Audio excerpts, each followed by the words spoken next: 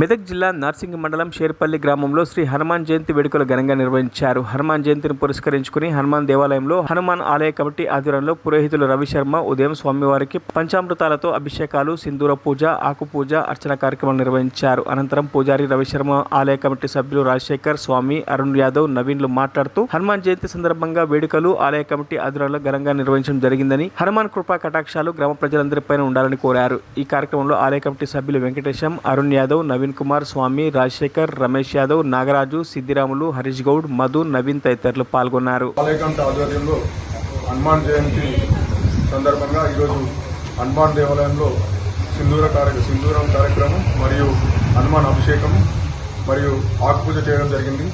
ఇందులో భాగంగా మా షేర్పల్లి గ్రామంలో ఉన్నటువంటి ఆంజనేయ స్వామికి జరిపించినటువంటి ఈ పూజా కార్యక్రమానికి వచ్చినటువంటి భక్తులకు మరియు గ్రామ ప్రజలందరికీ ఆలయ కమిటీ తరఫున కృతజ్ఞతలు తెలియజేస్తున్నాం.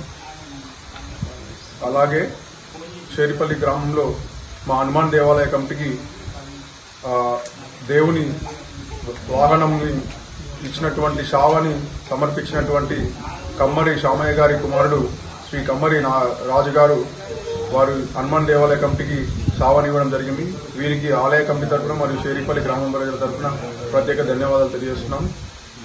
మరియు షేరిపల్లి గ్రామంలో నిర్వహించేటువంటి ఇలాంటి కార్యక్రమానికి గ్రామంలో ఉన్నటువంటి యువత ప్రజలందరూ ప్రతి ఒక్కరూ సహకరించాలని కోరుతున్నాము. అదేవిధంగా ఈరోజు సాయంత్రం కార్యక్రమంలో భాగంగా దేవుని ఊరేగింపు షావా కార్యక్రమం ఉంటుంది. కావున గ్రామ ప్రజలందరూ మరియు ప్రతి ఒక్కరు ఇన్వాల్వ్ ఈ ప్రోగ్రామ్ని విజయవంతం చేయాలని కోరుతున్నాము. జై శ్రీరామ్. మరిన్ని అప్డేట్స్ కోసం మా ఛానల్ని సబ్స్క్రైబ్ చేయండి.